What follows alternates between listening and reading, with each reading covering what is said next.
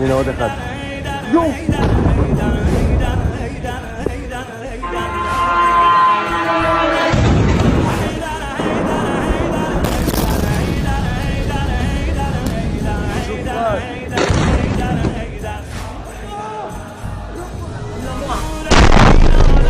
بتخنن به تو ولون قلیت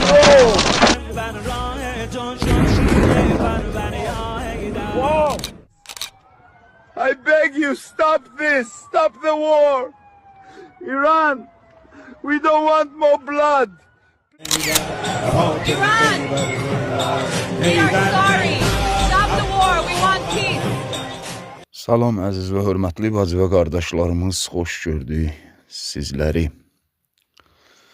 Deməli, Netanyahu qondarma hökuməti, Sion rejimi son günlərdə Qərb mediasında məxsusən canlandırıldığı üzərə İrana xəbər göndərib ki, İsrailin növbəti dəfə İranla, Tehranla müharibə etməyə və ya müharibəni davam etməyə heç bir meyli yoxdur, istəyi yoxdur.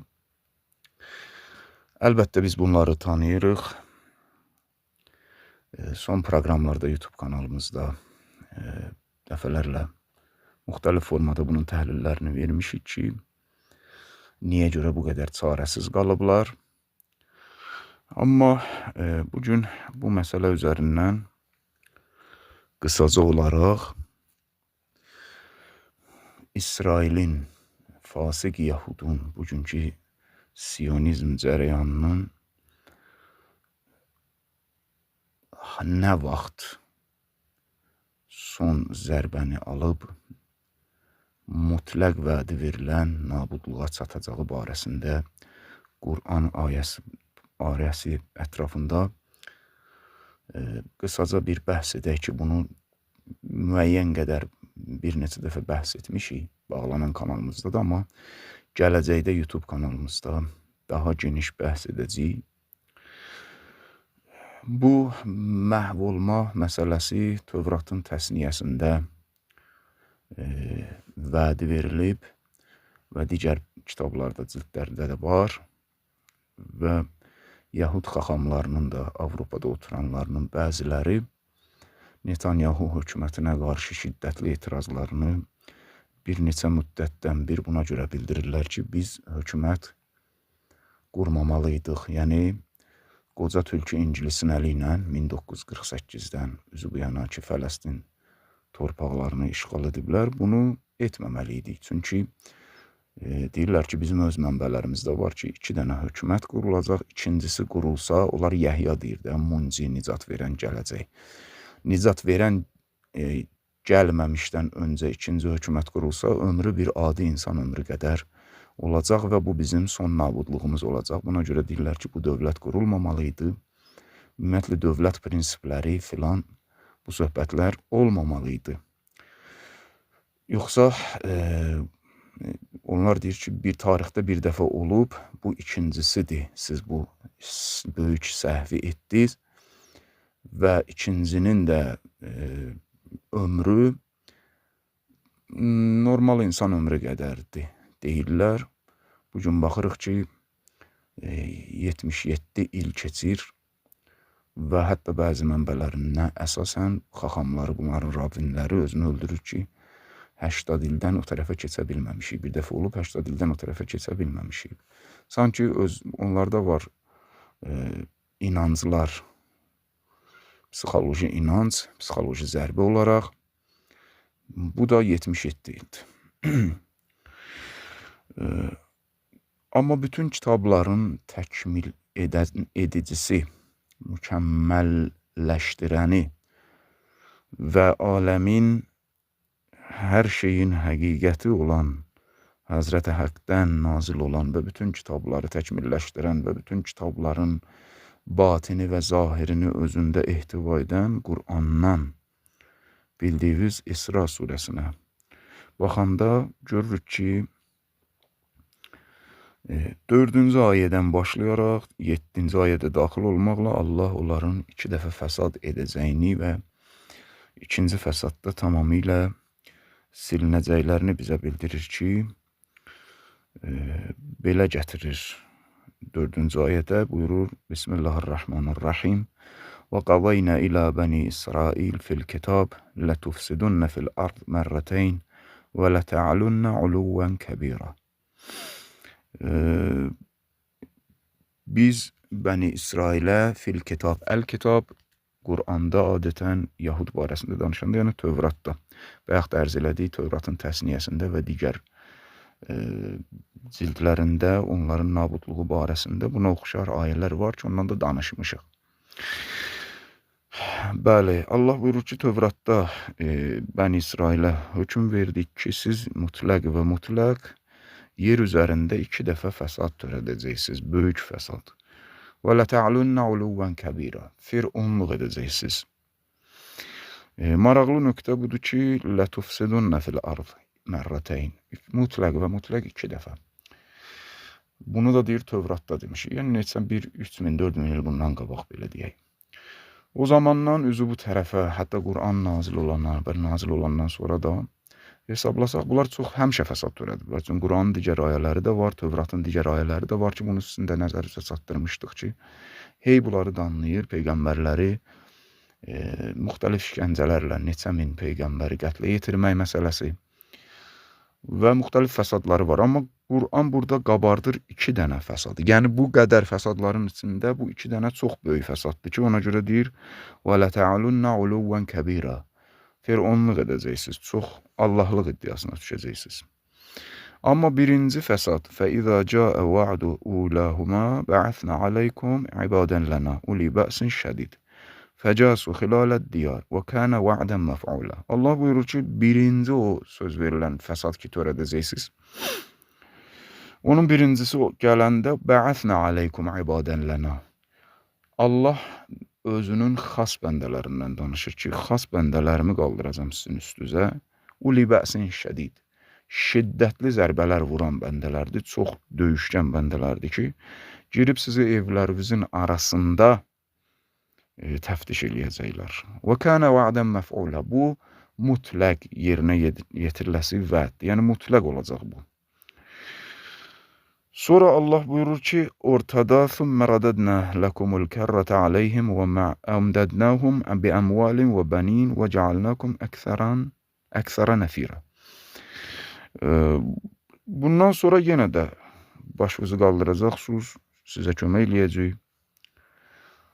Dünya həyatının normal yaşayışı olaraq ilahi sünnət cərəyan eləyəcək. Nəfərat baxımından, mal baxımından güclənəcəksiniz. Sizi yerə vuran bəndələrə qarşı yenə təchizat baxımından, avadanlıq baxımından güclənəcəksiniz. Axırda buyurur ki, "İn əhsəntum li anfusikum və in əsətum fələha." Əgər adam oldunuz ki, heç olmadınız, pisliyiniz yenə özünüzə qayıdacaq.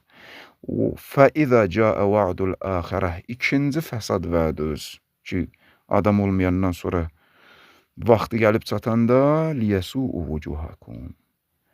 Mütləq gərək həmin bəndələr yenə də sizin üstünüzə qalxa və tamamilə üzvünüzü qaralda. Yəni hər sektorda təhlükəsizlik, kəşfiyyat, iqtisadi, sosial, siyasi, hər sahədə sizin belinizi ortadan sındıracaqlar. Və liyədxulul məscidə kəma dəxəluhu əvvələ mərrə. Və mütləqdir ki, bu bəndələr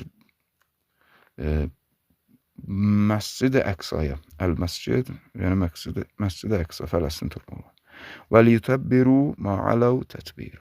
Bütün nə fir'onluq alətiniz var idi, hamısını darmadağın edəcəklər. Yəni sizdən əsər əlamət qalmayacaq. Deməli, 2 fəsad. Bu 2 fəsad barəsində müxtəlif versiyalar var. Yenə də deyirəm, bağlanan YouTube kanalımızda da danışanda onu müxtəlif versiyalara toxunmuşduq. Amma bugünkü günə uyğun 5-6 versiya var ki, mən özüm şəxsən baxmışam. Bu versiyalar həm bəzi nəzər sahiblərin, həm də bizim öz nəzərimizdə Qur'anın bu vədəsinə uyğun gəlmir. Hətta Tövratda verilən bəzi vədələrə də uyğun gəlmir. Bəziləri, məsələn deyirlər, biri Buxtun Nəsrin zamanında idi. biri nə bilim Davud və Süleyman əleyhissalamdan sonra idi. Hətta gətirirlər Peyğəmbərin dövründə Bəni Nəzirin Mədinədən qovlanması. Bunlar heç birisi ayənin muhtəvası ilə, bu iki vədənin muhtəvası ilə uyğun gəlmir. Çünki bəzilərində Məscid-ül Əqsa söhbəti yoxdur. Burada Allah məsciddən danışır. Əl-Məscid, yəni Məscid-ül Əqsa. Bəziləri də müxtəlif tərəfləri ilə, çünki məsələn ibadən lənə. Buxtun Nəsir Allah buyurur, birinci də bizim bəndələrimiz, yəni məxsusi bəndələrim, Allaha xas bəndələrdir. Bəziləri nəzər verirlər ki, bəli, bu vədə birincisi İsrail qondarma dövləti ki, 48-də İngilisin pərdə arxası ilə quruldu. Əvvəllərində müsəlmanlar qalxdılar və Məscid-ül Əqsanı əllərindən aldılar. Bu da düz gəlmir, çünki Allah buyurur, ibadən lənə, məxsusi bəndələrim və uli bəsin şədid. Bunlar çox döyüşkən olacaqlar və mənə xas bəndələrdir. Bəziləri deyir ki, birinci fəsad onların elə hökumət qurması idi və ikinci fəsad gözlənilir. Amma bizim nəzərimizcə daha uyğun gələn, çünki bir dəfə oxumuşduq bu məsələdən danışanda Biharul Ənvardakı İmam Sadiq əleyhissalamdan nəql olunan hədis and içir ki, və hum 3 dəfə and içir, thələthə mərrat, 3 dəfə hədisdə gəlir ki, bu birinci əzab vədəsini oxuyanda, İmam Sadiq əleyhissalam qiraət eləyəndə ki, girəcəklər, Allah deyir ki, mənə xas bəndələrdir, sizi birinci əzabda darmadağın edəcəklər, nə bilim, gecələ təftiş eləyəcəklər, ibadən lənə, mənə xas bəndələrdir. İmam Sadiq əleyhissalam 3 dəfə and içirdir və hum vallah əhluqum. Bunu 3 dəfə təkrar edir. Əhluqum, qumun əhlidir. Qumun əhli də söhbət coğrafiya əhlidən gedilmir, yəni ideoloji qumun əhli. Bunu əvvəlki dediyimiz versiyaları kənarlaşdırsaq və sonda qalan bu dediyimiz bu İsrail qondarma hökuməti qurulandan sonra müsəlmanların birinci dəfə Məscid-ül Əqsaya onların tam sahib çıxmasının qarşısını almaq müəyyən qədər ki, bu da ibadən lənə xas bəndələr məsələsi ilə düz gəlmir. Onda belə bir versiyada verə bilərik ki, ən azı bir böyük ehtimal kimi dəyərləndirə bilərik ki, son dövrlərdə biz hey danışırdıq, təhlil edirdik. Müqavimət və məxsusən mərkəzli İran İslam Respublikasının mərkəzliyi ilə və məxsusən 12 günlük zərbə böyük zərbə oldu və ayə ki, deyir, fəcasu xilalət diyar, girib sizin evlərinizin içinə nüfuz edib təftiş eləyəcəklər və qasırdacaqlar. Tufanul Əqsa və 12 günlük zərbədən sonra və bugün İran mərkəzliliyi ilə müqavimət cəbhəsinin Hənzələ kimi kiber qrupların və daha da tanınmaz bir neçə bəzi kiber qruplarının da vasitəsilə və kəşfiyyat zərbələrinin birbaşa bugün İsrail medialarının və İsrail ekspertlərinin, hətta Betyam şəhərinin bələdiyyə rəisinin barbar bağırdığına əsasən ki, İran artıq bütün strukturalarımıza nüfuz edib, birinci əzabdakı fəcasu xilalət diyar evlərimizin içinə girib təftiş edəcəklər məsələsi ilə uyğunluğu görünür. Əlbəttə, ehtimal olaraq biz bunu deyirik ki, İmam Sadiq əleyhissalam da bu təftiş edəcəklər və bizə xas bəndələr məsələsində 3 dəfə and içirdir, qum əhlidir. Əgər bunu belə dəyərləndirsək, yenidən 12 günlük zərbədən sonra Siyonist rejim can və mal qorxusuna əsasən indiyə qədər və məxsusən də Tufanul Əqsadan bu tərəfə qədər 1 milyon qondarma sakini Siyonlar apartheid rejimindən qaçıb. Və bugün Avropa ölkələrində, Portuqaliya, Almaniya və digər yerlərin səfirliklərinin ağzında uzun səhvlər, sıralar var. İsrail, qondarma İsraildən qaçanların sakinləri ki, Avropa vətəndaşlıqları alsınlar və bir daha işğal olunmuş torpaqlara qayıtmasınlar və işğal olunmuş torpaqlarda da qaça-qaç var.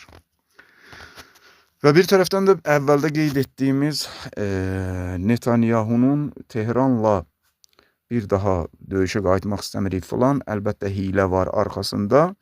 Bunu da nəzərə alanda birinci vəd Tufanul Əqsa və son 12 günlük müharibəni bir yerdən nəzərə alsaq ki, İmam Sadiq əleyhissalam da buyurur, qum əhlidir, yəni qum əhli də ideoloji baxımdan nəzərə alsaq, ikinci vəddən qabaq Allah buyurur ki, ثُمَّ رَدَدْنَا لَكُمُ الْكَرَّ عَلَيْهِمْ İkinci dəfə sizi yenə də çoxaldacaq, nəfəs verəcəyik sizə, amma adam olmayacaqsınız, onda tamam yer üzündən siləcəklər sizi. Əgər birinci vəd Tufanul Əqsa ilə bu 12 günlük müharibəni məxsusən və burada gedən Siyonların qəlbinə nüfuzu nəzərə alsaq, Amerika və İngilisin çarəsizliyi həddinə çatdığını və artıq Amerika şeytanının açıq kartlarını oynamağa başladığını və İngilis tülküsünün də quyruğunun yavaş-yavaş görünməyini nəzərə alsaq, son dəfə bu birinci vəd, yenə də deyirəm, ehtimal verib nəzərə alsaq, son dəfə bütün yolları sınadıqlarını görüb, İsrailə bütün var gücləri ilə təchizat və avadanlıq verməlidirlər və İsrail, Allah deyir, birinci vəddən sonra yenidən dirçəldəcək sizi. İntensiv şəkildə bu hadisələr baş verir. Buna görə biz ehtimal veririk ki, gün ərzində satqın ət parçasından qeyri bir şey olmayan ərəblərin vasitəsilə bəzi ərəblərin avadanlıqlar bir-birinin ardıca göndərilir, işğal olunmuş torpaqlara İsrail üçün. Və digər tərəfdən yenə də satqın ət parçasından başqa bir şey olmayan bəzi ərəb liderlərinin, müsəlmancığazların vasitəsilə ərəb müsəlman ölkələrində olan, qum əhli olan müqavimətin zəiflədilməsi yolunda siyasi güclü təzyiqlər göstərilir. Ki, balansı dəyişsinlər, İngilisin və Amerikanın ön cəbhəsi və gücünün mərkəzi olan xərçəng kişi İsrailin xeyrinə. Əgər bu belə dirçəlmə baş vermə yolunda bunlar bu qədər intensiv hərəkət edirsə, balansları dəyişmək istəyirlərsə və bizim verdiyimiz ehtimal birinci vəd, əgər bu sadiq vədlər və Tufanul Əqsa idisə, onda ikinci vəd yaxın illərdə gerçəkləşməlidir. Ki, o ikinci vəddə tamamilə bunların kökü kəsilməlidir ki, bu da birbaşa zuhurun ən yaxın tarixə hesablana biləcək müqəddiməsi ola bilər. Hər halda bu bizim ehtimalımız idi. Digər ehtimalları qısa şəkildə kənarlaşdırdıq. Quran ayəsi əsasında və əlbəttə Tövratın da öz vədi əsasında və bugün Rabbinlərin də fəryadına baxsaq, bunları başa düşmək olur. Məxsusən son illərdə ali məqamlı rəhbərin mütləq Allahın izni ilə verdiyi dəqiq vədələr ki, siyonist rejimin nabudluğu yaxındır və bundan qaça bilməyəcəklər vədəsi. Hər halda bizim bu ehtimaldan qeyri-ehtimal ki, əvvəlki versiyaları ki, dəf etdik heç, sonuncu versiyanı da versək ki, birinci vəd gerçəkləşmişdi. Bizim dediyimiz kimi bu sadiq vədlərdə deyil, nə bilim, İsrail təzə qurulanda, yenə də ikinci vədin astanasındayıq. Yenə də ki, təsəvvür edin, müsəlmanların o vaxtı Məscid-ül Əqsanı müəyyən qədər azad etməsi birinci vəd idi və ortada Allah deyir ki, sizi gücləndirəcək, fəsad yenə də qalxacaq. Yenə də həmin vəd, ikinci vədin astanasında illərdir bunların fəsadı getdikcə pik nöqtəyə çatdığını bütün dünyaya göstərir və bütün dünya bunu açıq gözlə görür. Hər iki halda ki, bizim ehtimalımızı da gördünüz, hər iki halda siyonist rejimin nabudluğunun astanasındayıq və bu hər gün və hər ləhzə birdən alovlana biləcək və şərqdən qərbə sürətlə qloballaşan azadlıq cəbhəsi, müqavimət cəbhəsinin sönmüş vulkanın püskürməsi kimi şərqdən qərbə hər yerdə Yahudu məhv etmək, fasiq Yahudu məhv etmək üzrə alovlana biləcəyi bir vulkan püskürməsi misalında baş verəcək sürpriz olaraq. Ona görə də hər cür hadisiyə həm zehni və media, psixoloji müharibədə hazır olub mübarizə aparmalıyıq, həm də fiziki baxımdan. Sübh yaxındır, sizləri sübhün sahibinə əmanət edirik.